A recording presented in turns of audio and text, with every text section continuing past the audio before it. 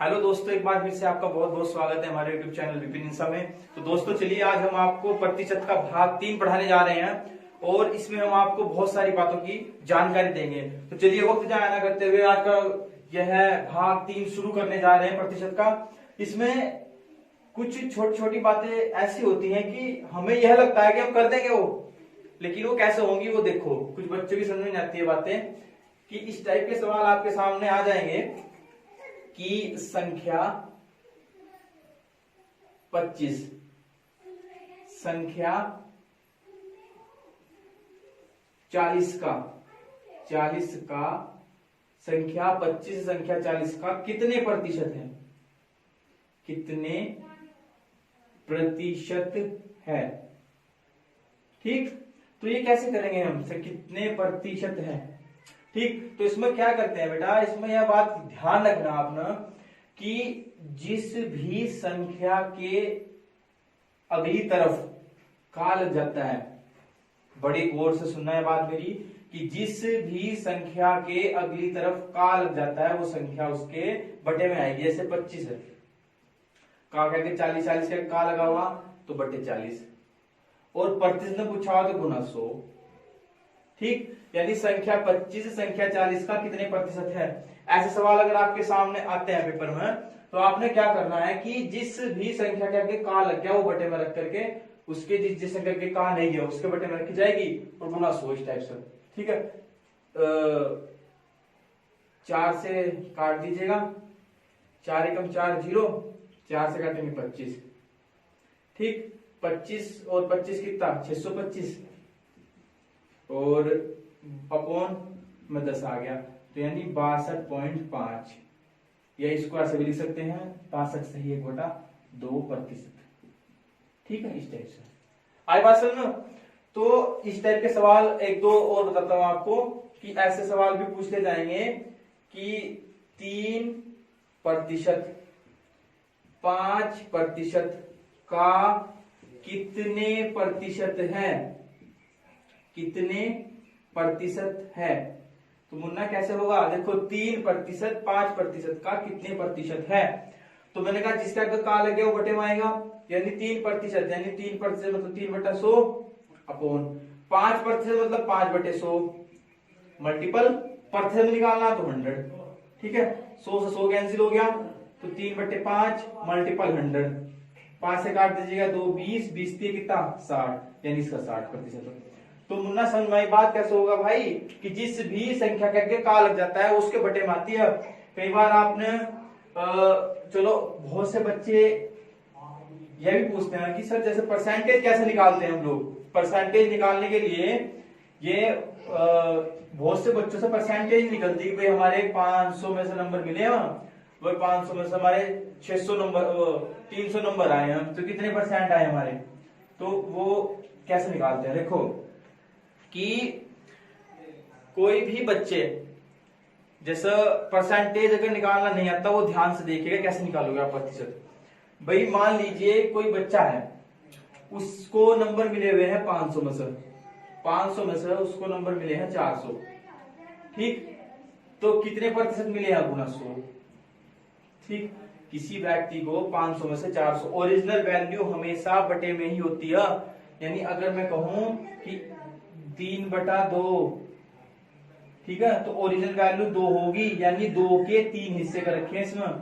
ठीक है, यानी ओरिजिनल वैल्यू बटे में आती है। तो ओरिजिनल वैल्यू हमारी क्या है, पूर्णांक। जितने पूर्णांक आएंगे वो किसके बटे में आएंगे, जितने प्राप्तांक है। यानी 500 में से 400 नंबर मिले हैं तो गुना 100, 2 0 कट गई, 5 से काट देंगे इसको, 20 20 चौके 80, यानी 80% हमारे नंबर है। कोई भी समस्या आती है ना, जितने नंबर मिलेंगे वो नीचे और जितने मिलेंगे वो ऊपर, गुना 100 फिर। ठीक है, तो ऐसे हम प्रतिशत निकालते हैं। तो चलिएगा ऐसे सवाल हम इस टाइप से करते हैं। ये तो एक बेसिक बातें समझाई थी। तो अब बारी आती है कि जनसंख्या वाले सवाल कैसे करते हैं हम। ठीक है, जनसंख्या पर आधारित सवाल कैसे होंगे बेटा, जनसंख्या पर आधारित।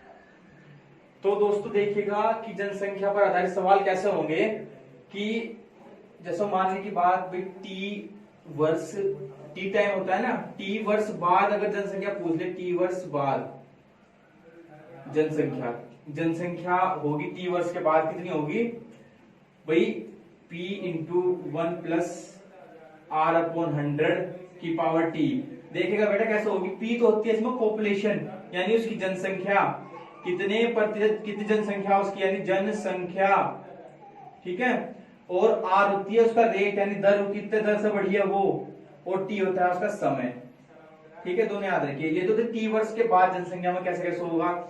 अगर बेटा आता है टी वर्ष पहले, यानी टी वर्ष पहले आएगी जनसंख्या, तो मुन्ना कैसे हल करोगे, टी वर्ष पहले में कुछ नहीं करना है आपने, कि पॉपुलेशन यानी जितनी पॉपुलेशन वो अपॉन 1+r/100 की पावर टी। मुन्ना ये होता है, अगर टी वर्ष बाद पूछ ली जाए जनसंख्या तो फॉर्मूला ये यूज करना है, टी वर्ष पहले पूछना है तो फॉर्मूला में ये यूज करना है, ठीक है बेटा। तो चलिएगा इसके बेस में इसके आधार पर सवाल आपको बताता हूं कैसे होंगे, कि जैसे मानने के बाद यदि किसी कस्बे की जनसंख्या, देखो कैसे होगा, इसके ऊपर भाई सवाल उठते हैं जरूर एग्जाम में, कि यदि किसी कस्बे की जनसंख्या, यदि किसी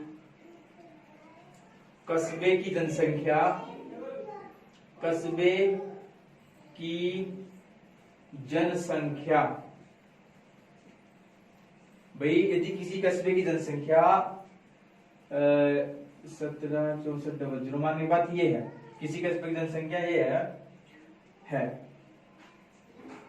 ठीक। इसमें 5%, इसमें 5% वार्षिक,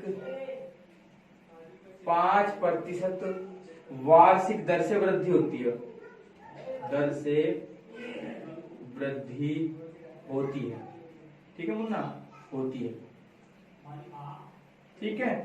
5% वार्षिक दर से वृद्धि होती है, तो इसमें ये पॉइंट पूछ लेगा कि 2 वर्ष बाद कस्बे की जनसंख्या, ठीक। और दूसरा यानी 2 वर्ष पहले, 2 वर्ष पहले कस्बे की जनसंख्या, ठीक है मुन्ना, कस्बे की जनसंख्या, ठीक। तो 2 वर्ष बाद कस्बे की जनसंख्या और 2 वर्ष पहले कस्बे की जनसंख्या कैसे निकाली जाएगी, देखो इसमें बस वही फॉर्मूला यूज करना है, हमारी जनसंख्या यानी पॉपुलेशन, यानी पी का मान हमारे पास कितना दिया हुआ है 176400, ठीक। टाइम टी दिया हुआ है हमारे पास 2 वर्ष, सबसे पहले वाले की बात हो रही है इसकी यानी 2 वर्ष बाद कस्बे की जनसंख्या पूछ रहे हैं हम, तो टी का मान ये हो गया, रेट यानी दर कितनी दी हुई 5%, यानी r बराबर 5%।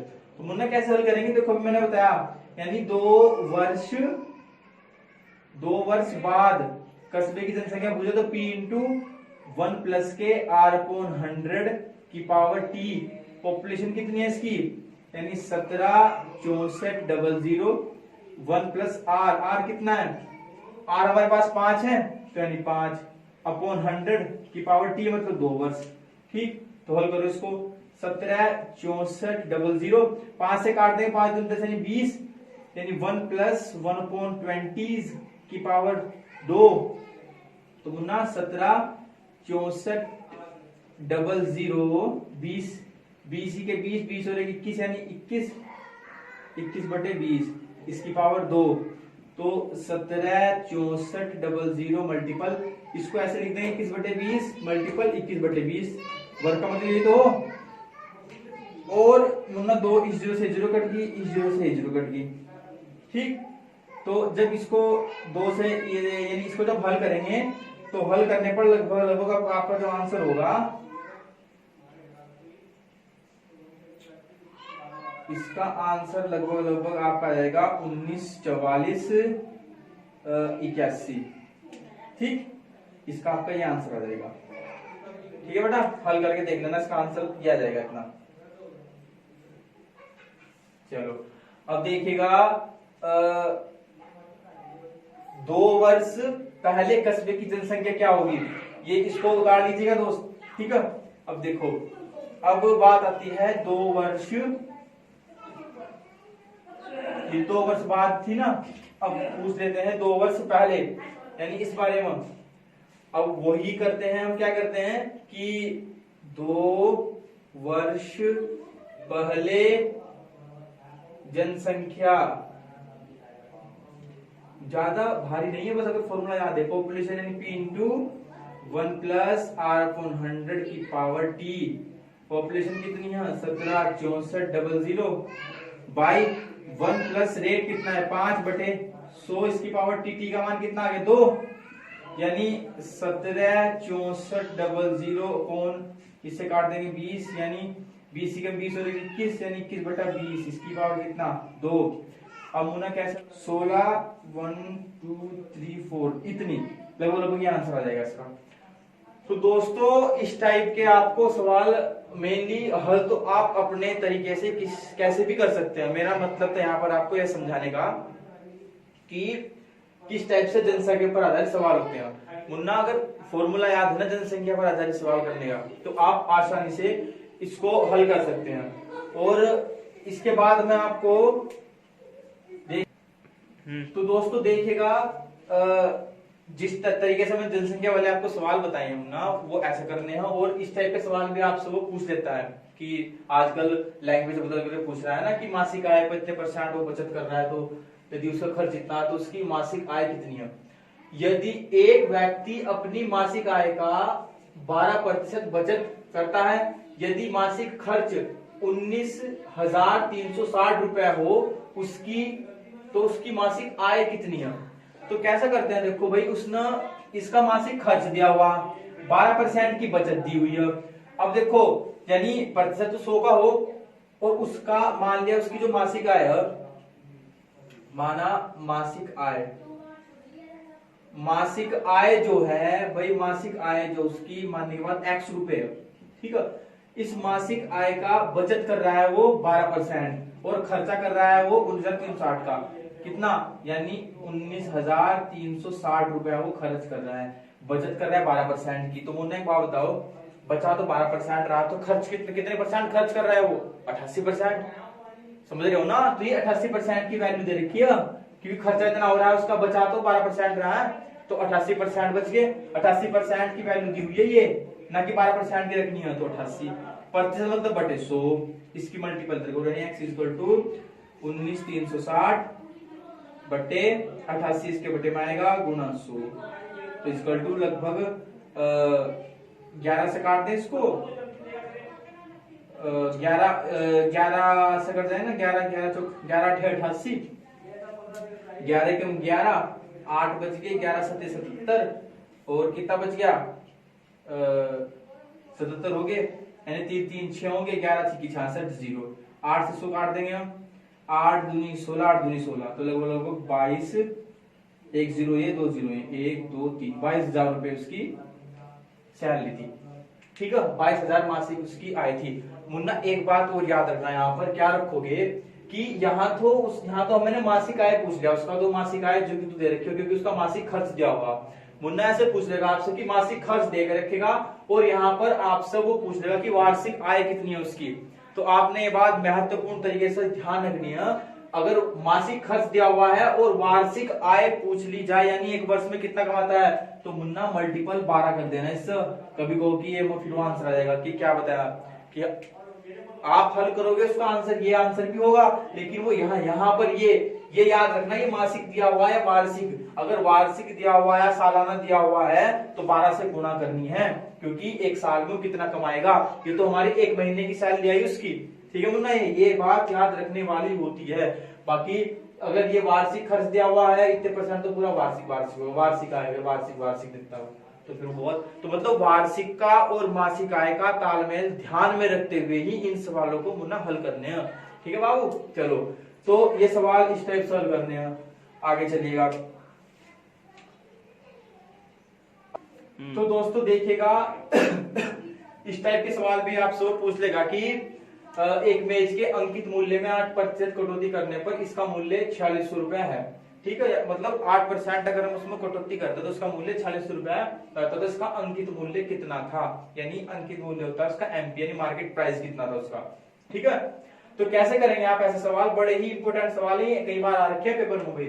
अब देखिएगा, मान लीजिएगा उसका जो अंकित मूल्य है, ठीक है मुन्ना, अंकित मूल्य उसका x है, मान लिया।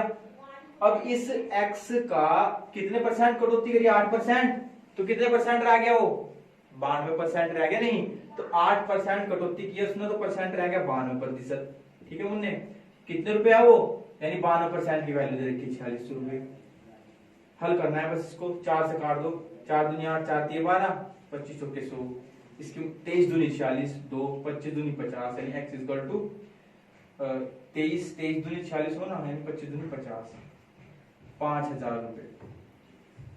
बताओ क्या करना है। इस टाइप के सवाल नॉर्मली पूछ लेगा आपसे, वो देख लीजिएगा, एक मेज के अंकित मूल्य में इतने परसेंट कटौती करने पर इसका मूल्य 4600 रुपए है, तो इसका अंकित मूल्य कितना है। देखो अगर हम 8% की कटौती मतलब काट ले, हम 100% 100 का हो, 100 में से 8% कटौती कर दी, 92% रह गए, तो 92% की जो वैल्यू है वो 4600 रुपए है, जो बच रहे उस पर, तो बस अंकित मूल्य x यानी 5000 रुपए, 5000 रुपए है ये इसका अंकित मूल्य। ठीक है, तो इस टाइप के सवाल आपने ध्यान रखने हैं। और दोस्तों आज की वीडियो में सिर्फ इतना ही, और इस टाइप के सवाल पढ़िएगा, मेहनत से पढ़िएगा, सवाल जितने भी हमने पीछे आपके लिए वीडियोस बनाई हैं उनका भी बहुत बहुत ध्यान रखना, उनको ध्यान से पढ़ना, बहुत सारी बातों की जानकारी हमने दी है। तो और आगे से आगे हम वीडियो आपके लिए और अच्छी बनाएंगे, अच्छे चैप्टर पढ़ने जा रहे हैं हम। ठीक है, तो अब आज की वीडियो में सिर्फ इतना ही, धन्यवाद।